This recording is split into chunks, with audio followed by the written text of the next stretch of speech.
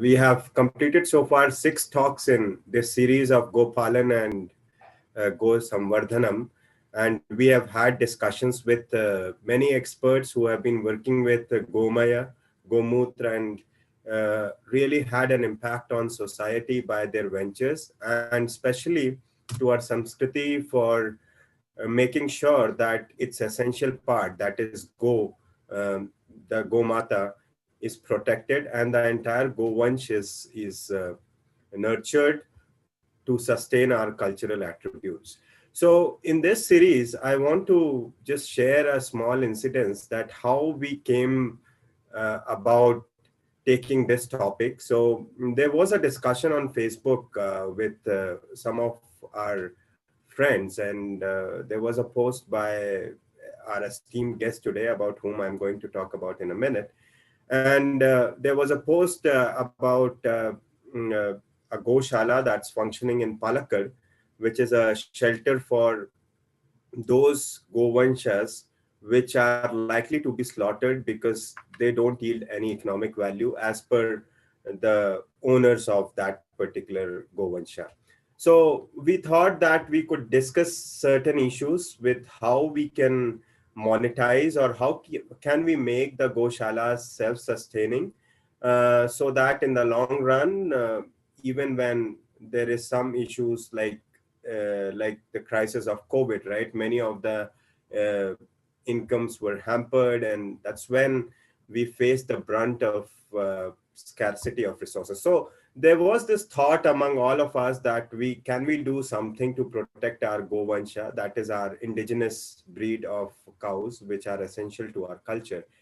And that discussion led to so many people coming together, and we were glad that we were able to present to you so different ways of ensuring that our economy is dependent on Govansha, and we get the prasad of Govansha all across India. We had speakers from Haryana, we had speakers from Gujarat, and we had speakers from Tamil Nadu. We had speakers even from Texas, that's United States, who are doing Go Palanam and Go Rakshanam. And today I'm very happy that Ashwin Sampath Kumaranji has joined us today. He has spared his time um, to talk to us and share his experience about establishing a Goshala, which he calls it a Gausadan. It is rightly said by him that it is a Gausadan, where he has taken an initiative for no return, as in to protect the Govanshas which were about to be slaughtered, which is indeed a very, very noble cause. And I really congratulate him. From the entire Hindu community is grateful to him for his contribution in the protection of Govansha. So I'll just give a quick introduction about Ashwin Anna, whom I'm requesting to give a talk here. So Ashwin Anna is of our generation. He's just 30 years of age, and he has done his BA LLB from KLE Law College, Bangalore, and then he pursued his master's from University Law College, Bangalore.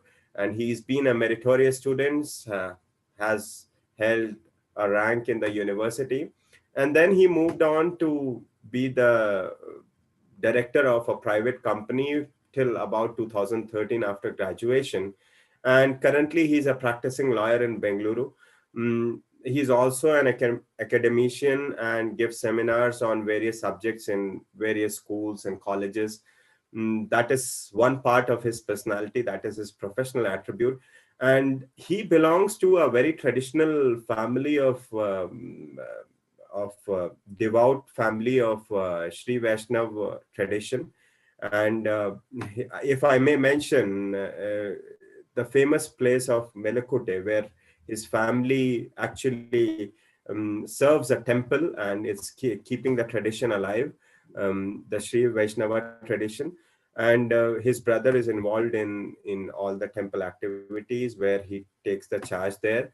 But Ashwin Anna has been the founder of Dakshin Vrindavan, about which we are mostly going to talk about today, which happens to be a public charitable trust. called as a Dakshin Vrindavan Gausadan.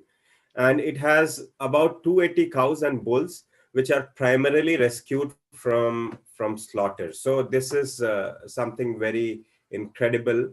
So we are willing to listen to you, Ashwin Anna, and please tell us about your initiative, and please also share with us the challenges you had, because they are very critical for us to know about what hurdles we face when we set out for a noble cause. So we are all ears to you, and we hand over the platform to you to share your opinions. Thank you. Thank you so much, Harshadi. Thank you so much for inviting me to speak today. Mm. Thank you so much. And okay, now let me start with the founding of Dakshin Vrindavan. Well, this happened in the year 2013. 2013 during 14th or 15th of January. So, that was the time when I had actually completed my graduation. I was actually preparing for my post graduation. So, 14th and 15th happened to be Makara Sankranti, and in South India it's called as Matu Pongal. The next day of Makara Sankranti is called as Matu Pongal. This basically means a day when cows are honored. Cows are fed with treats, bananas, fruits, and they are worshipped with aratis, flower garlands, and all that. So in the year 2013, my mother gave me a whole bag full of bananas, and he asked me to feed cows. By the time we had actually moved to city, and this is actually in Palakkad. We had actually moved to city, and it was very difficult to find cows there. So I had to travel a bit, and I found a place where it was a huge dairy farm, and we were actually feeding the cows and bulls there. And that is when the owner of the dairy farm was actually negotiating the sale of a bull calf, a 6 months old bull calf, to a butcher. It's a small calf, actually, about 6 months old. Well, it was actually a shocking moment for me, because I was under the impression that I knew that cow slaughter was prevalent and it was rampant, but it never occurred to me that young cows, young calves, newborn calves would actually go to slaughter. I was under the impression that only old cows or old bulls used to go to slaughter. But this was actually a shocking moment for me. So, well, the butcher from a particular community came, they negotiated for some price, and the butcher left the place. And after which I spoke with this particular person. I asked him, so you're selling this calf to slaughter? He said, yes, because I can't keep bull calves. They're of no use to me. Then I told him, I asked him one more aspect. Okay, now you say you don't have any use to you, but you do can make some product with the cow dungs or something, right? And he says that the urine of bull is actually not consumed for Ayurvedic things. It's only urine of cow that is consumed. So, and moreover, there is no market for it. And second of all, bull calves don't give me anything in return. If I can actually make products out of cow dung or cow urine, why would I just have? Why I can have cows? So they give me both milk and cow dung and cow urine. Why would I keep bulls who will give only cow dung? Basically, I mean cow dung. So I just turned around, and there was a huge photograph of Lord Shiva with garlands and malas and all that. And there was a lamp lit there, and there were flowers scattered around, clearly indicating that he had completed the puja. So I asked him, you are a devotee of Shiva? And he said, yes. I told him, you are a devotee of Shiva and you are sending Nandi to slaughterhouse. It doesn't make any sense to me. So he told me that, sir, the bull calves are absolutely no use to me. I cannot preserve them whatsoever. And that is when I spoke with him. I asked him, like, see, well, by this act, you're just reserving a first class ticket to hell. So he asked me, sir, you speak so much of dharma. Why don't you take care of the bull calf and show me an example out of it? I paused for a moment. And at that moment, I clearly remember asking myself that am I ready to commit about 20 years of my lifetime for saving this particular bull or for taking care of this particular bull? Because this is the average lifespan of a cow or a bull, 20 years. I just looked at the calf and I clearly knew what I should be saying. I said yes. And I took the bull calf. I went over there to That's feed the remarkable. cows. Yeah. I went over there to feed the cows, and I returned back with the bull calf. we found a friend's farmland where we could actually put the bull, and I was under the impression that okay, let's actually pay money for that upkeep of the bull, and we'll hire someone. Okay, this is just one bull calf, so it won't be too breaking much to pay up for the upkeep of the bull calf. There was no plans for expansion. It was clearly out of question. So I, um, in the month of June, it is a month of Adi in Tamil. It is very important for this. And we Shiva Vaishnavas have a very special place for this month because that is a month wherein we have the concept of 12 saints of Arvas, 12 Arva saints who are the crux of Shiva Vaishnava philosophy. So during the month of Adi is the only female saint among them, called as Andal or Kodai, was born. And I was on a trip to Srivilliputtur. And while returning from Srivilliputtur to Madurai town, where we had a base, we stopped for a place where we could have some tender coconuts. So there was a small thatched roof in the highway. So near the thatched roof, there was actually a temporary tarpaulin, makeshift butcher house, and I could see a small calf crying there. So we had a peek inside that particular shed, and there we saw a small calf, a very small calf, perhaps about 3 or 4 months old, 3 or 4 months old. That's about it. It was a female calf, actually. So I was actually shocked. So, well, I asked the tender coconut guy, "Now, what is this small calf doing in this butcher's shed?" He said, "No, sir, these are actually from a particular variety of cow where they don't give much milk. Okay. So when they don't give much milk, they get slaughtered, and there is a huge demand for tender calf meat." This is a shocking moment for me. So by that time, I was actually, I had graduated and I was doing my LLM, and the the cardinal sin of arguing for things was actually in me. The kind when you actually graduate from law school, you feel that you know everything of law, which I, of course, we changed over the past. We changed that connotation or prejudice over past 7, 8 years now. Anyway, so I had called up the cops, and some highway patrol police came. Well, they couldn't do much help, and the butchers ran away. So I spoke with the tender coconut guy, and we arranged to pay for the price of that particular calf. And after paying that price, we took the calf. We were actually traveling in a Tavera. So we had our luggages and everything in the backside. So we put up all the luggages in the upper part, and we kept the calf in the backside. We switched on the AC so that she'd be comfortable, and we drove back home without even visiting many temples in Madurai and surroundings. And this is a second rescue. She's still with us. The first rescue of the bull calf, he is known as Balram, and he's our founder resident. And the second rescue, the rescue which I'm speaking right now, is actually Sita Lakshmi. She's a female calf. That is when I realized that the second notion of mine that cows or small cows don't go to slaughter actually got cleared. I understand that no matter cow or a bull, if that particular cow or a bull doesn't, satisfy the demands of the farmer, and especially the commercialized ones, they'll actually send them to slaughter. It was a very painful moment for me, and that is when I decided that no, we have to do something about this. Now, after which there was non-stop. We started with one bull calf in the year 2013 January, and right now it is 2021 January. Right now we host about 270 plus cows and bulls. So this is where we started, and this is how where we are.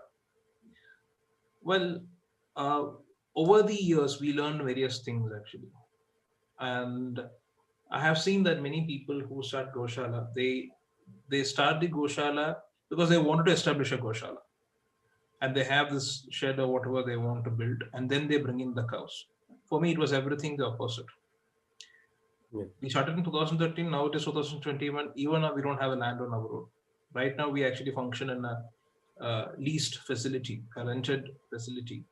It's a closed down dairy farm. That's where we function.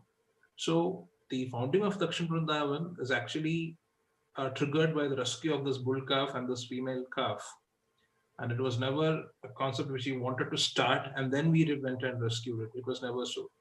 As a matter of fact, in the entire year of 2014, we were actually running on personal funds. And only in 2015 that we actually had, because the number of cows were increasing and it was difficult for us to manage with our personal funds. So we had to get a charitable trust registered. We registered only in the 2015. So this is how Dakshin Vrindavan is. So over the years, we actually evolved. We learn a lot of things, and we have actually decided certain aspects. So this was actually taken into some rules and regulations of running this Goshala, principles I would call it as constitution of running this Goshala. See, I had done extensive research about it, and I learned that there used to be a concept called as Gausadan. So this is where we are getting into. Gausadan is a concept wherein old cows, bulls, or those cows where the farmer is unable to maintain, they could actually leave the cows to the Gausadan. And the Gausadan were always funded by the Kshatriyas, the kings, actually. It was their responsibility to maintain cows.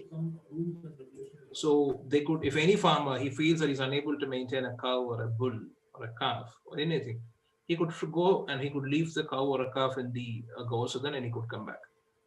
And the king would maintain it. And we wanted actually to revive this concept of Gausadan. And that is where we actually decided that we need to draft some rules and regulations for this. First and foremost thing is that we never breed cows in Dakshin Vrindavan. Many people ask us, no, if you have female cows, why don't you breed? You get excellent quality of female calves. You breed them with a highly pedigree bull. You get excellent female calves. We do get such a request actually. We do get some inquiries. Now here is our answer. This is why we are not into breeding of cows and bulls. I'll tell you why. Right now we hold 270 cows and bulls, and among which about 120 or 25 of them are bulls, and the rest of them are cows. Suppose I allow breeding of cows here, considering that about 100 of them are in a breedable age.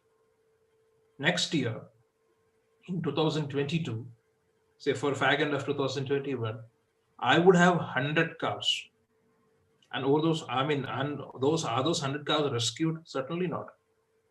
So given an option, I would rather take in 100 more cows from the slaughterhouses and from the knives of the butchers than breeding the cows inside the Goshala. This makes more sense to me.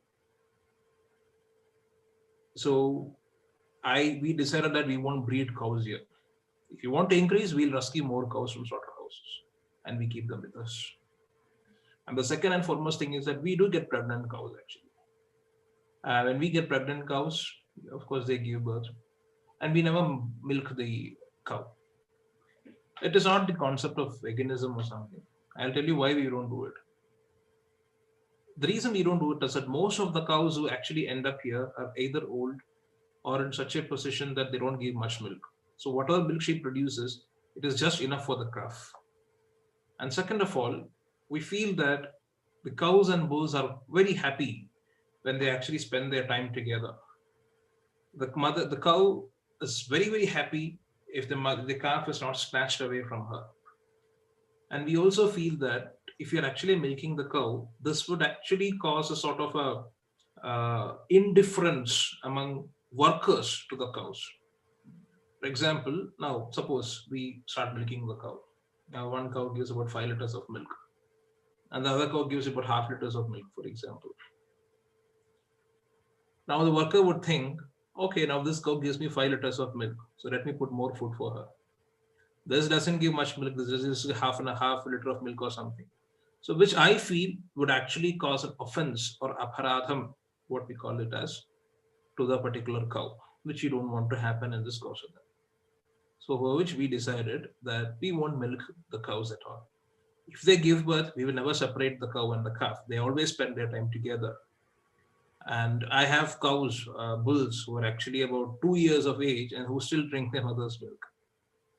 So it's wonderful to see the bonding that they have. They're very happy. And when you are physically in that particular place, everybody who visits us, they tell us actually we are able to feel that happiness aura here, the tranquility here, positivity here. And the third concept, third principle, important bylaw or rule that which you framed is that once we admit any cow or a bull or a calves, we would never send them outside, and we are very particular about this because if any cow or a bull who gets admitted to Dakshin Vrindavan, we are very clear that we would actually promise them protection till their natural death. So we don't want to uh, become. I mean, we don't want a particular cow or a bull to be untraceable. We do get requests for people who ask us for our cows and bulls. First of all, they were never bothered because they were in a very pathetic state. And once we improve their health, they want the cow, one of our cows, so that they can take care of the cow, breed her, milk her, and all that. It is difficult for us to part with our cows actually because they become untraceable. And if that particular cow goes to slaughter, we also incur huge karma, which we don't want to happen. So, no breeding, no milking, and any cow and a bull who comes here, we never send them outside. So, this is the basic principles of Dakshin Vrindavan, actually. But this is a small gist of Dakshin Vrindavan. This is what was Dakshin Vrindavan. Excellent. So this is very fascinating. I mean, I totally now get that what it is also critical that our society as such has started looking at cows as a source of milk, and that is perhaps one of the reasons why we have lost the sense of commitment towards cow, because they have actually become like a commodity that can be used to get some money. And that's where the entire idea of I mean, even those people who breed, that is also not as per dharma, right?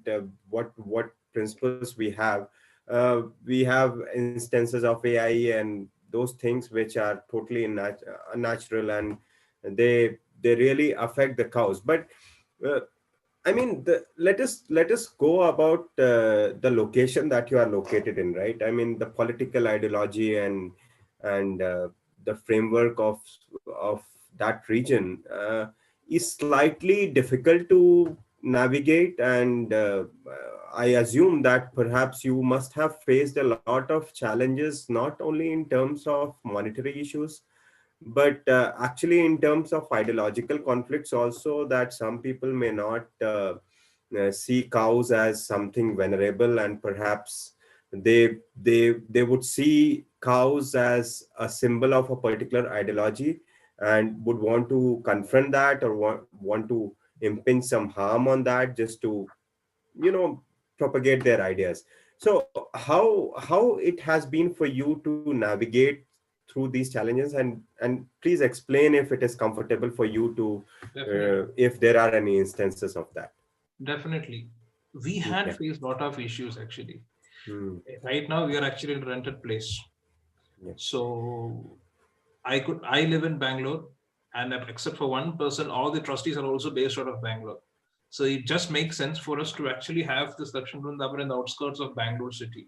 Many people advise me on that. Why don't you have this outskirts? Anyway, you're on a rented place. So we'll have a rented place in the outskirts of Bangalore city, and we could actually, keep the cows here. You could shift the cows of Dakshin Vrindavan here. Well, this is where I actually differ a bit. Actually, of course, we intend to have this Goshala here, but as a subsidiary or as a branch or something. The most importantly, now, okay, let me ask you something. If somebody wanted to start a school for providing education for student, he would actually start a school in a place where there are no schools. If his Correct. Right. objective is if his objective is to provide education, but if he wants to have business, he will start in Bangalore city, heart of Bangalore city. I mean Correct. metros, I mean to say. Yeah. Yeah. So ours is the only Gausadan in the entire state of Kerala. So my Correct. concept is exactly this. We are actually starting we have this particular concept here because there is no such concept here. So we wanted to have this. This is actually a Sure. Parashrama Kshetra. This is a very Yes. strong Absolutely. connection with the cows. The whole, it is a Devabhumi basically. The whole belt from Gokarna, that is a part of Karnataka, till Kanyakumari is called as Parashurama Kshetra. It is a land created by Parashurama. Yeah. And it's painful to see that cow slaughter happens rampantly there. So We can't make a huge difference for all the cows, but we have made huge difference for the cows we have rescued. For them, the world has changed. Absolutely. So we have actually faced lots of issues, lots of issues. The percentage of people who consider cows as divine or as a motherhood status or divinity for that matter is minuscule in here. It's actually about 5% or something. Majority of them, cow is only a commodity, a machine who gives milk. And we, as I told you, that we are actually a rented place. So we had faced a lot of hardships because we don't have land on our own. So over the last 7 years, we have actually moved about 6 places. We have shifted the cow 6 places already. That is one of our greatest challenges, which still remains unsolved. And in the year 2013, where we were having some cows in a particular land, that was supposed to be a land thickly populated by communists. On one fine morning, about 6 o'clock, we had about 50 to 60 communist people, drunken. I don't understand, like these people who drunk and who do hooligans who actually rule the land there. Anyways, so drunken communists who came us and who told us that we need to vacate our cows, we need to move our cows. They came with weapons actually. We need to vacate and move out with our cows. This was actually in the press as well. So I said, why? They were very clear that you can actually run a dairy farm. We have no objection. This is what they said. You can run a dairy farm, we have no objection. But your concept of Go Seva or Go Shala, that we won't be able to allow. You are actually protecting cows and bulls without any intention. And that is something which we cannot allow because this is clearly a Hindutva ideology. And I said, I don't understand. This is something which is actually legally permitted for me to do. I can protect cows in this land, and I have a registered organization. And what prevents you from evicting us or asking us to move out? And they were very clear. They said that if you do not move out with the cows and bulls, in the night time we are going to come and we are going to kill the cows. This is what they said. For me, more than any political mileage or public attention or something, the life of the cow matters the most. So I did move with the cows. People think that I'm covered, but it doesn't matter. For me, the life of the cows is more important than anything else. So I have to move the cows and we move them to a different place. And from there, again, we move to a different place. That is where we are right now. We have no issues here because we are very close to Tamil Nadu, which is a very friendly state when it comes to cows and bulls. So we had faced lots and lots of challenges. Monetary though, of course, we always have that. People tell me, if you have the Gausadan outside Bangalore city, you'll have a lot of funds. I understand, but what happens to the cows who need to be rescued here in Kerala? They need a place. You'll be surprised to know that it is a very famous temple in Kerala called as Ambalappuzha Sri Krishna Temple. Ambalappuzha Sri Krishna Temple is extremely famous because that is the temple where the famous, Guruvayur temple of Krishna is a very famous temple. The deity of that particular temple was actually shifted to this Ambalappuzha Krishna temple for safekeeping because Tipu Sultan was attacking Guruvayur temple. And this Ambalappuzha temple is very famous for offering of deity, in a way of deity called as palpayasam, which means actually rice kheer, okay, a sweet dish made of rice, sugar, and milk. And we got a call. This is a very rich temple. It's a huge temple, basically, with many devotees visiting the temple. You'll be surprised. It's a government-controlled temple, which again explains this. We got a call from them asking them to admit a few of their retired cows. So this is a position here. I can totally understand what's happening in such a temple, such a famous temple, government temple. Even they don't want to protect cows. It is a Krishna temple. See the irony here. Krishna will be more satisfied if the cows are actually protected than a huge elaborate offering. I'm not saying elaborate offering should not be there. Of course, that need to be there according to scriptures. But he'll be more happy if the cows are rescued, if the cows are happy. But that is where we are right now. Absolutely. I can concept the entire state. Yes, yeah. still. Yeah.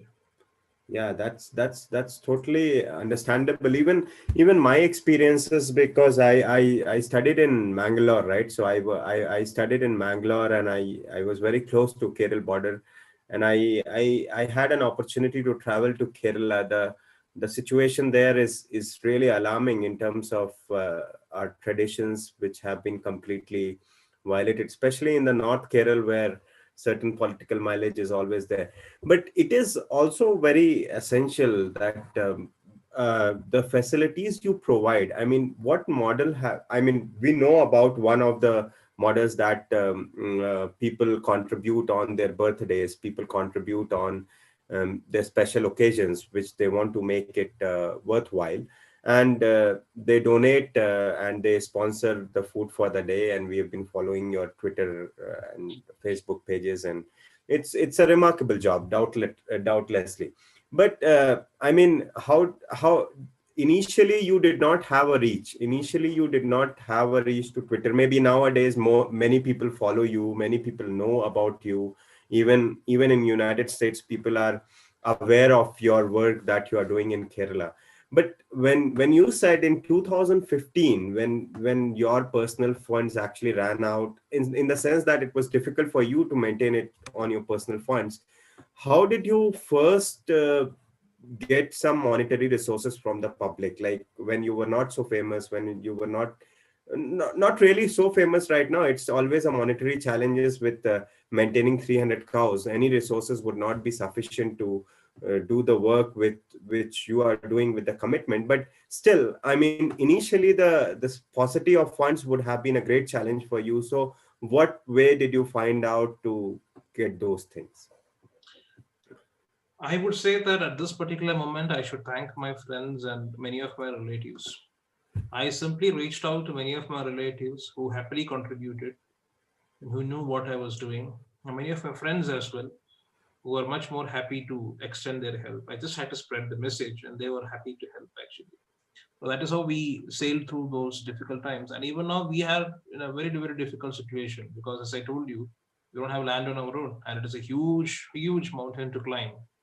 We are trying to get about 5 acres of land. We are trying to move the cows there, and it is always a difficult challenge actually, because one most important thing is that until very recently, until in 2000 and mid of 2018 or so, about 40 to 40 percentage of my salary was actually going for upkeeping of the cows. And I, as a matter of fact, I must say that I started saving for myself after mid of 2013 from my salary, because there was nothing left for me from my salary to save, and I was using 40% of my salary for feeding these cows. Actually, I'm very happy about it actually, and it was very, very difficult times because we were having very little support. We tried to make a lot of things. Say, for example, we tried selling this cow candies, cow dung cakes, and there was no much takers there actually. Even though there was takers, the production cost actually was much more than the cost by which people would purchase this. As a matter of fact, even when we speak right now, the last year, in the year 2020, during the pandemic, we actually wanted to provide employment for many women, rural women, because many of them lost their jobs. So we engaged them in making cow dung cakes. You won't believe me. We have 2 lakhs cow dung cakes ready actually. Out of this, the number of cow dung cakes which is actually sold was almost about say 10,000 or 15,000. That's about it. The rest of them are still there with us, stored with us. So we found that, well, selling them was actually a difficult thing. And if you want to sell the cow dung products, we need to actually process this a little bit more. So making into cow dung powder, packaging it and selling them as manure, or many other things actually. But the problem, as I told you, is that, okay, let me explain to you. Right now, as I told you, at ours is actually, we are right now in an actually rented facility. This particular shed, rented facility, is actually a closed down dairy farm, wherein they have designed it in such a way that 100 cows could happily live here. And this is a place where we already have 300, 270 cows right now. We have actually put them up all over the place, outside also, even without roof also. So it is difficult for us to actually do anything here because we don't have land on our own. But once we move into our own place, we are actually trying to acquire a plot. Once we move to our own place, we intend to actually have a full-fledged mechanism where we are making a lot of products with cow dung and cow urine. That isn't actually in place. That is, we have actually planned it once we have our own place. But right now, I think we just have to sail with this.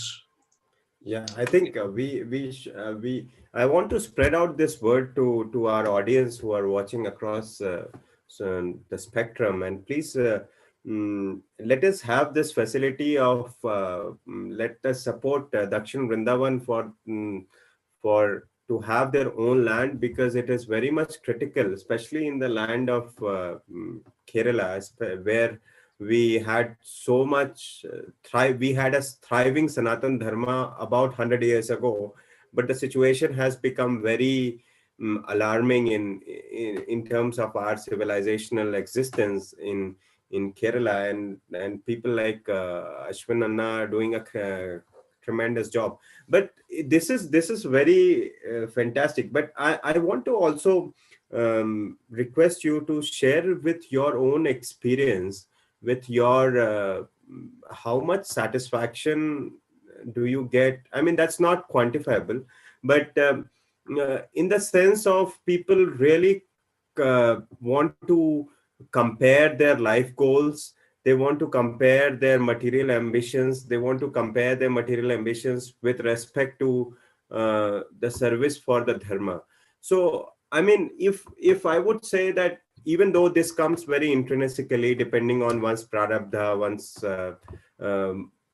traditional upbringing, how, in which kind of family they have brought, but if we were to kind of motivate young people to take up this cause, because you say here that the situation is alarming in Kerala, but I also want to share that in Uttar Pradesh, it is, which is actually a very vibrant land in terms of Sanatan Dharma, but the current situation is that it is hard to find the indigenous breed of cow even in the villages. So it's not that in Kerala the situation is such that we all know that there is an ideology that's inherently against the tenets of Sanatan Dharma, but in other parts of India, people have actually lost the sense of preserving a cow, and they have also become very commercial, even though they are practicing Hindus in that sense. So the situation is also very grave in terms of protecting the Govansha in those areas. So what is your word to the young people who are there? Even we want to, I'm sitting in United States currently, but as I come back to India, I would like to see these Gausadans in almost every part of the country, so that we prevent that heinous crime that's happening on the land of Aryavarta, and make Devtas happy about it. See, what I have felt is that, those days, actually, at least I remember when I was a small kid, until about when I was about 3 or 4 years of age, we had cows in our own land actually. And before we, I don't know, let me explain to you a few aspects. The first and foremost blow to a person who actually was keeping cows is the land reforms. That did have a huge impact. Before the land reforms were introduced, my family were having huge land holdings. And the cow shed where there was, near the family area, there was actually this cow shed. And there were, at any point of time, there were at least about 300 to 400 cows minimum, all Deshi cows minimum. Yeah. But when the land reforms were introduced, our land holdings became very less. It became difficult for us to support this particular cow. Then what happened was that we never sold any cow, we never handed out any cow, but we stopped intaking the cows. Until all of them, departed slowly to the eternal world, we continued, and once after that, we stopped it. We stopped altogether. That is the first blow, legislative blow. And the second legislative blow in Kerala, let me explain to you. Harshit, do you know that there is a law in Kerala which prevents breeding of Deshi cows? I don't There know. is Please actually tell us. Please, Yeah, please clearly tell us let me tell you. about that. Yeah. There is a livestock act which was enacted. Yeah. Some foolish people. I'm not a bit scared about telling this. Basically, Yeah. they had gone to Switzerland and they saw the cows there. You know, the brown Swiss cows who give huge gallons and gallons of milk. And they saw that and they compared with the cows here in Kerala. For example, Kerala has a very unique breed of cow called as Vechur cows. The Vechur cows are actually about a size of a small dog. That's about it. And they were very easily maintainable. They would just survive on the vegetable kitchen waste and the fallen leaves on the roadsides and whatever it is, the compound. They would easily survive. It doesn't take much money to sustain them. And they would give almost about say 1 or 2 liters of milk, sufficient for one family. Correct. Right? They will not satisfy your greed, but they will give sufficient for your family. And these foolish legislatures went to Switzerland and they saw this brown Swiss cow giving 40, 50 liters of milk. And they wanted to bring this particular cow to India. And the first step to that is actually destruction of the cows here. And you know what? You can check up the law. It's called as Kerala Livestock Act. According to this, if I have to keep that law is still prevalent basically. If I want to keep a bull, I must obtain a license for it. Okay. And if I have 100 bulls, can you imagine this? I should actually keep 100 licenses. This is that I am owning this particular bull. And it's not just sufficient basically. I should not use this particular bull for breeding.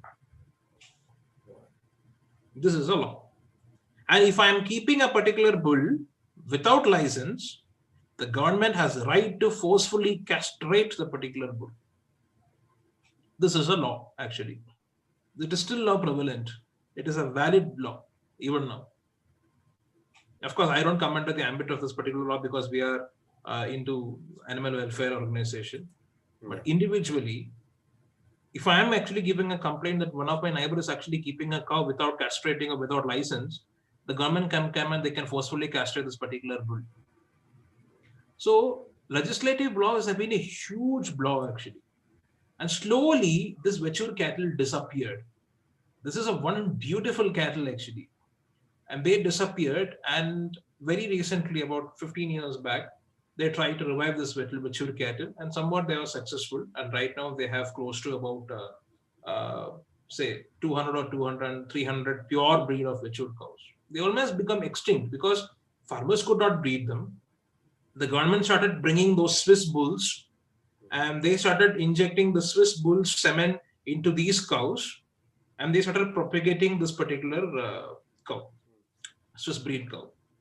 Imagine the climate of Switzerland and 40-degree climate of Pakistan. I don't understand what they were thinking basically. It is actually a cruelty to both Switzerland cows and Deshi cows. Correct. Not just about our cows, destruction of our cows. Yeah. Totally, it is a practical. Anyone who is a common person, they would know that this is actually a sinful activity. Sure. And not just that, actually, there is many. I feel that gone are those days where families were satisfied with few liters of milk from the cow which they had. Now they wanted to actually have huge farms where they could actually extract lot of milk, and they wanted to wholly commercialize this aspect, and that becomes actually a very difficult part for the cows to sustain. And now for which this running behind Deshi breeds actually has a huge problem. Many people don't know that actually. Now, for farmer, let me tell you something. Nature has a wonderful way of setting up things. Let me explain to you a few breeds of cows. Yes. Kerala, we have a breed of cow called as Vechur, and then we have a breed of cow called as Kasargod.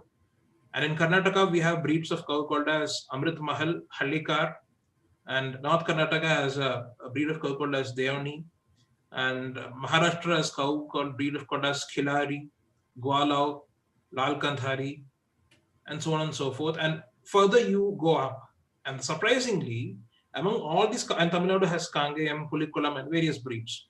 Surprisingly, perhaps the greenest part of this country would actually be northeast parts of the Western Ghats. And the breed of cow which gives maximum milk actually lives in desert. Actually lives in the, say, for example, Rajasthan, that is Tharparkar, Shahiwal, Red Sindhi and all that. They live in desert. Tharparkar gives excellent milk. Gir cows also. And nature has a wonderful way of doing this. Basically, the people here, at least in South India, they were having much other, very other methods of hydrating themselves. So, for example, they used to tender coconut or products from coconut and palm trees. It is very commonly available in this whole belt of Western Ghats. And as you move upward, after Maharashtra, slowly the coconut trees, the population of coconut trees disappears. At the same point of time, the breed of cows which are actually giving milk actually increases. The quantity of milk increases because they were having other methods to hydrate. And the other part of Rajasthan or Gujarat or something, they don't have much coconut trees, so they had to depend upon buttermilk, chas and other things to hydrate themselves. So this is nature's arrangement, basically. But then here comes the biggest problem of this arrangement. Now a farmer you tell me, you actually pick up a farmer in Kerala, Tamil Nadu, or a Karnataka who runs a Deshi cow milk breed, or in other words, Deshi milk business. Hard to find. You would definitely have these breeds of Gir, Tharparkar, Kankrej, or Shahiwal. Yeah. He will not have Vechur because Vechur will not satisfy his input and output. Correct, absolutely. He will not have Kasargod. So this, blind running behind this A2 milk actually causes a huge problem actually. Let me tell you that. It is a problem. It is a problem because 50% of the residents of Dakshin Vrindavan are actually these breeds. Tharparkar, Kankrej, Haryana breeds, Gir breeds and all that. Why? Because they wanted to have milk, A2 milk, and they want to propagate. There's a huge demand for A2 milk, no denial there. So they bring in the milk from Gujarat and thing. As a matter of fact, there can be more pathetic thing than moving a cow from its bioclimatic zone. Absolutely. I agree. And they bring in the cows here. Humidity is completely different here. All right. The temperature is different. The food is different. The soil is different. And it started affecting their milk production. For example, Gir breed, it is the biggest failure in South India. Yes. They have huge problem in fertility. In Gujarat, if they're giving one calf per year, in Kerala, they give one calf in 5 years. Tamil Nadu, it is the same thing.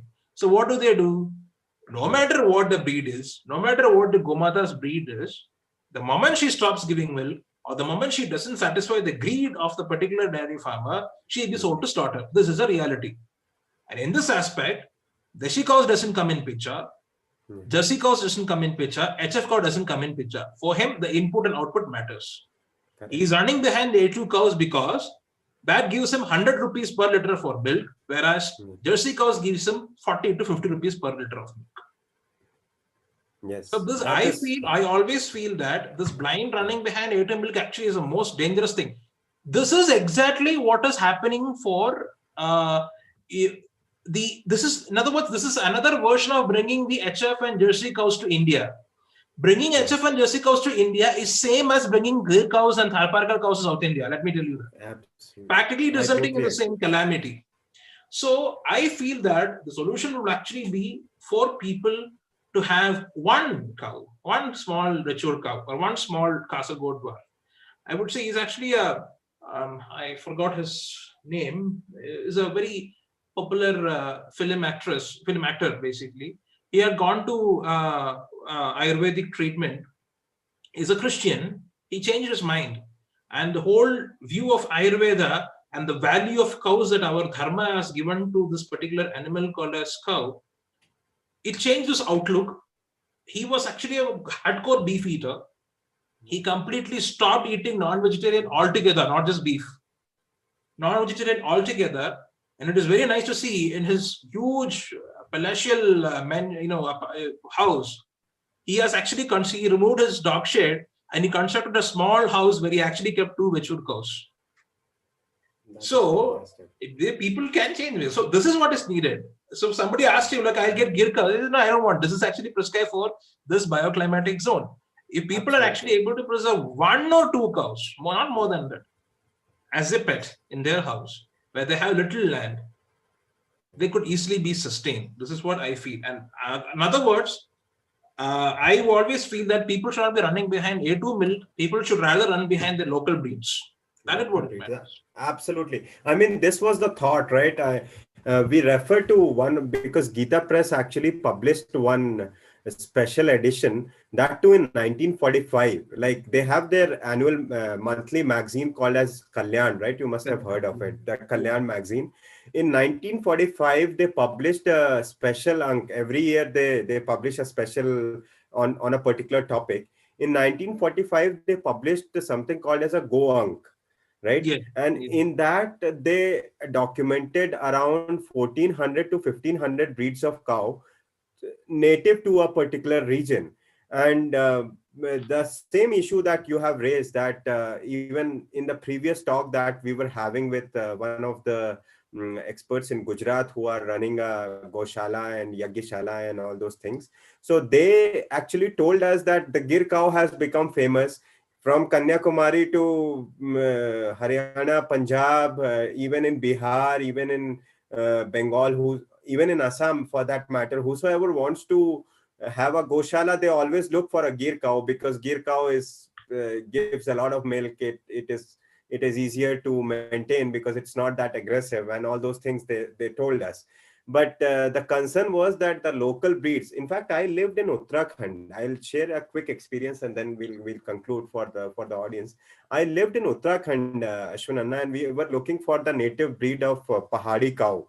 Yeah. And I was in Tihri, and this Pahadi cow has the same issue that it gives very less milk, like perhaps 1 liter a day or something like that.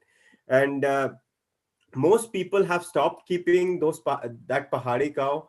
And the way you are saying that a cow coming from Gujarat to Palakkad, Kerala experiences 40 degrees temperature, a cow coming from Gujarat to Tihri experiences about -5 degrees temperature in winters. So that is going to adversely affect that cow, and we all saw that it didn't work out. But my worry is that the Pahadi native breed is quickly disappearing from the land, and that's the worry. So one of the suggestions that we said that the desi cow milk is an aushadhi. We should treat it like an aushadhi. So you don't have, if you are drinking 1 liter of milk of a Jersey cow, just drink like 10 ml or 50 ml perhaps every day if you have a native breed of cow, and that will support you. And I'm totally with you on this and all the points that you said. I'm very grateful for sharing it, frankly. And I would like to reach out to our viewers and everyone who is joined here to please go to the website of Dakshin Vrindavan. You can just type it on Google, Dakshin Vrindavan, Dakshin, and Vrindavan, and you should get the link. And please contribute wholeheartedly. Ashwin Anna is very generous. He often puts out the names of the contributors on his Twitter handle. So that is also there. If you feel like sharing your name on the platform, if you want it to be anonymous, you, that is also possible. And any last words, Ashwin Anna, you want to say to all of us before we That's close? about it. The one thing which I would like to say that over the Yeah, years, even though we had yeah, lots of hardships and lots of difficulties, yeah, yeah, there is an immense satisfaction that accompanies cow protection, actually. That is something which is unexplainable even in words. Anyone who have participated in Dakshin Vrindavan would really feel that, like, in activities of Dakshin Vrindavan. As myself, I would never consider it as a person who founded Dakshin Vrindavan. Dakshin Vrindavan was founded by the Supreme Lord himself, and my role is only that of a manager or that of a supervisor. That's about it. I always feel that anyone who have participated in this Go Seva, they feel sort of immense satisfaction. And that is something which actually accompanies cow protection. It's actually mentioned in Shastras that any service to the cows, that gives a lot of happiness.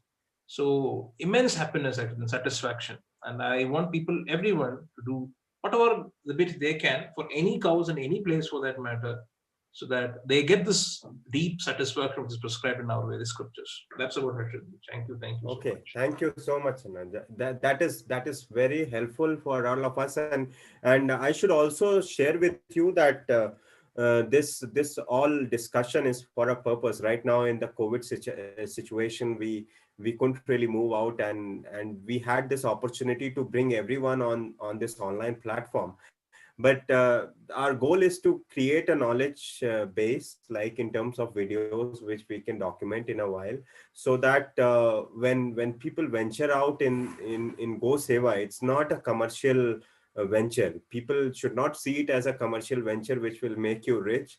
It's something that people do for dharma, for their kartavya, that as a Hindu or born in a traditional family, we have to do Go Seva, because we have seen along our talks that every ritual or every samskara cannot happen without a Govansh in that region. And imagine a situation, right? If we do not have Govansh in our region, none of our samskaras, none of our rituals, none of our homas would be possible at any part of Aryavarta. So Aryavarta's existence relies on cows, and its glory relies on cows, and its our Sanatan Dharma is actually dependent on the existence of cows. So Yes. with these last words, I'll conclude the discussion. And thank you very much once again, Ashwinana. We'll connect once again, and that is also the scheme that I whenever we try to discuss with the guests, we would want to request them to let us to their Dakshin Vrindavan whenever someone gets a chance to visit Palakkad or Definitely. somewhere in Kerala. They would like to go there, and as much as we can try to help you in your venture, we should be able to help. And at some point of time, if you want us to be of any help, if somewhat, we are always open in any form. You can reach out to us. That's our kind request, that you please don't hesitate. That's the Sure. only. Definitely. Definitely, Harshit. Thank you. Thank Yeah. you so much. Yeah. So that's how we end. Thank you to all our viewers. We conclude today. We will come back. We will continue this series of Go Seva and Go Rakshanam. The aim is to get as many people as we want. We have tried to contact the owner of Shuddha Farms in Tamil Nadu. Ashwin Anna must be knowing him. Raja Martanda, I think. Yeah. Yeah. Yeah. Yes. And if we get him on board, probably we'll have the talk on 7th. The next talk on 31st is on a slightly different topic. It's on the challenges youth is facing due to intense competition in this world. So the mental stresses, and we will call clinical psychologists for that matter, right? So that we all request you to participate